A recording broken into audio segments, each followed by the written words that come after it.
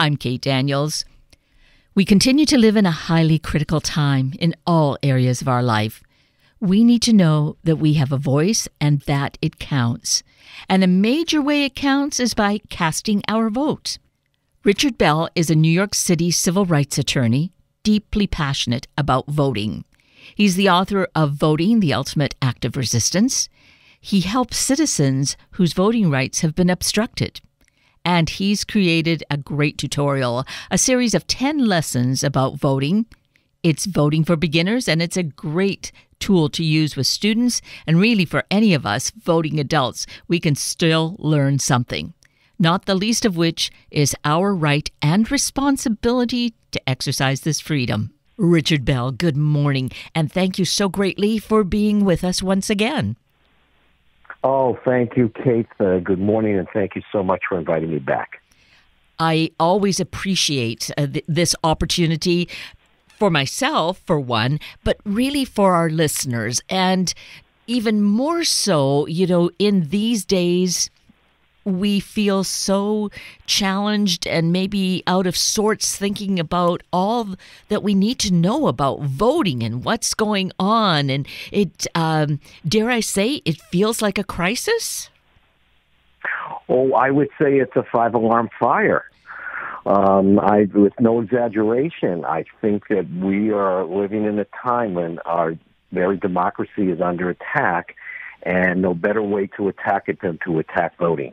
And that's why I feel so strongly about educating people about voting.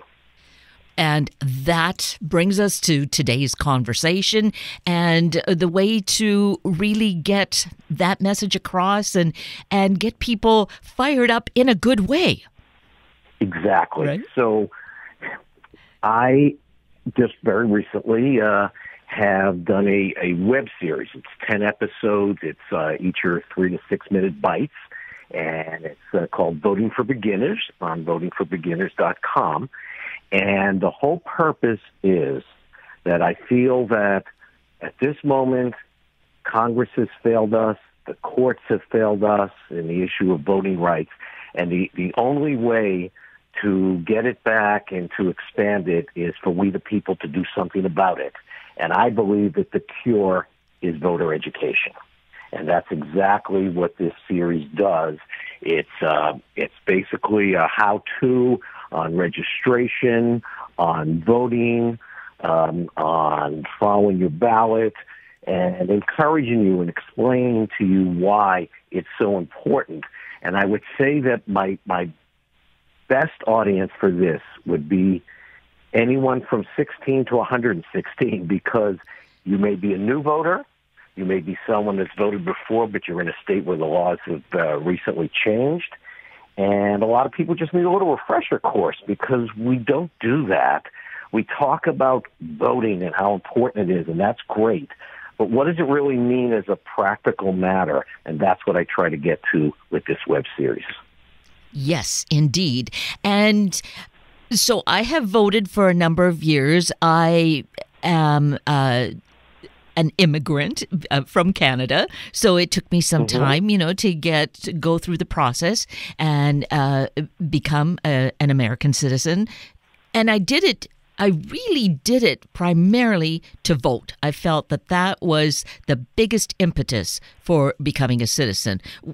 So I did it. I've been voting, but obviously, any of us need refreshers, as you mentioned, and just learning small details we may not think about. So I have really appreciated this series, and from it, I took this mantra. Tell me if this is correct, Richard. Vote early. Early, early, early. My first 3 rules of voting, and that is proof positive you've watched the series. And it makes so much sense. And in it, what it also did for me, I thought it said, check that you have, that your registration has been accepted. So I did go in and check that I was definitely, I've been getting ballots in the mail because we do that here in Washington State, but just to see what that looked like. So that was a very good exercise as well.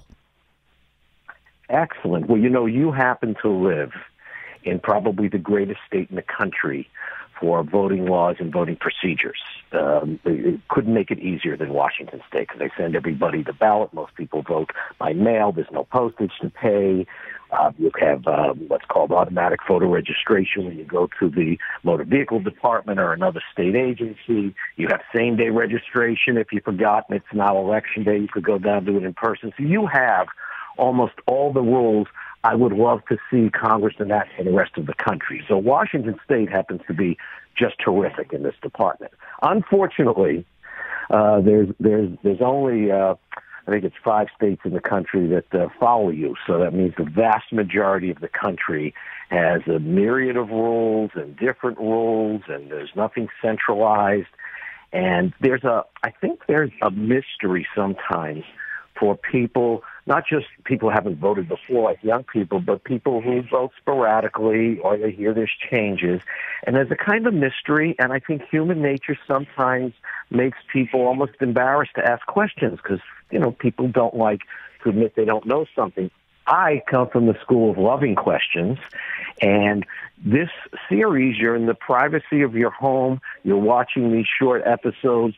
It not only answers almost all of your questions, but it gives you a number of nonpartisan websites and hotlines to call or to refer to, so you can get answers to all your questions. And there is no such thing as a bad question when it comes to voting. They're all good questions. Yes, better to get all of that ironed out so that we really feel empowered to move forward and be sure to cast our ballots. Yes, absolutely, because I go back to Dr. King, and he said voting is the foundation stone for political action because it's the right from which all other rights are exercised. Because if we don't vote, we don't have a democracy. We don't have rights.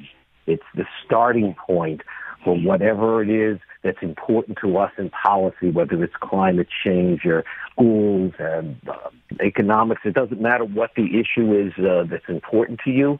If you don't vote, you don't have a say in it.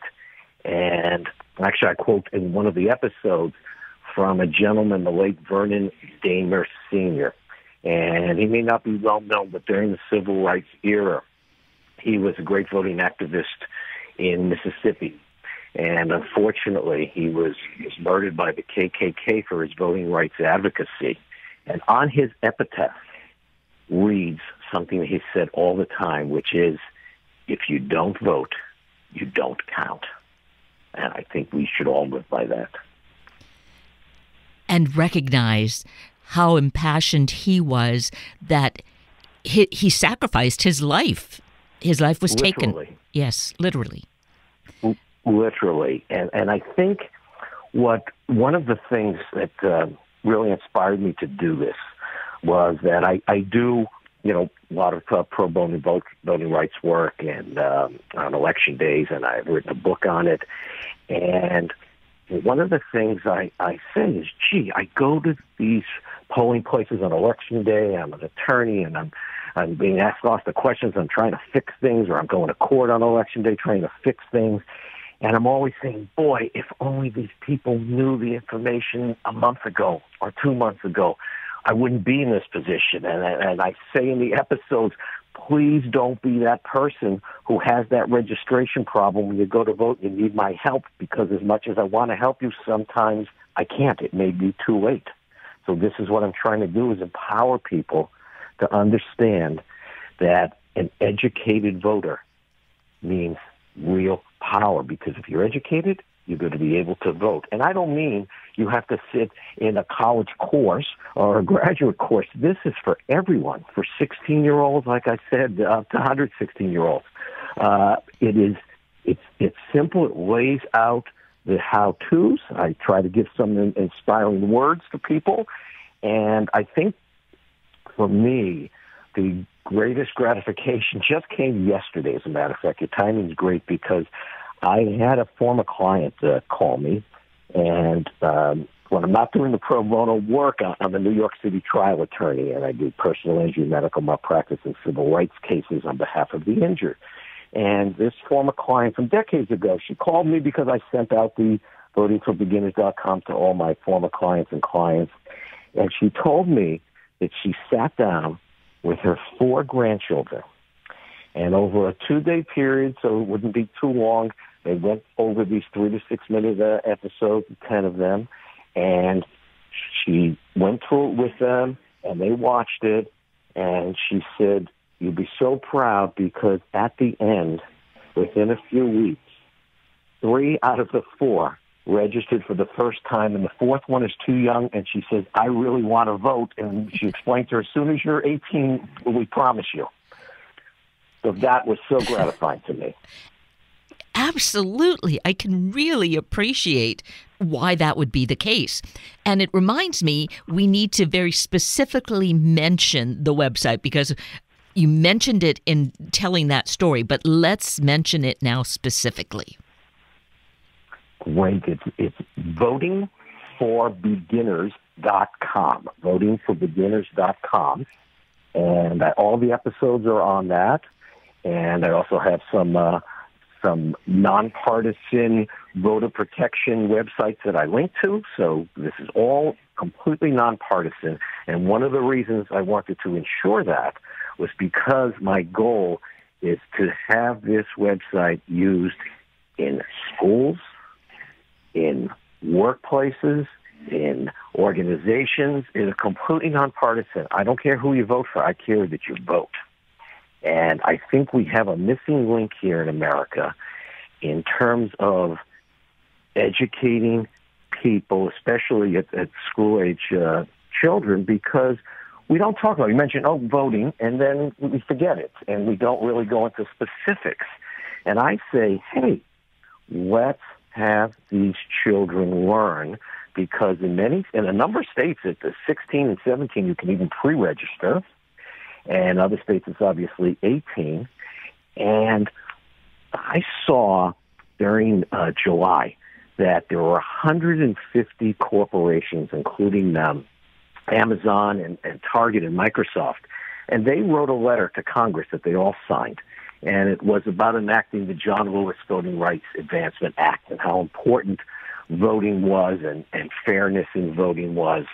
And I say, that's great. But how about a little action?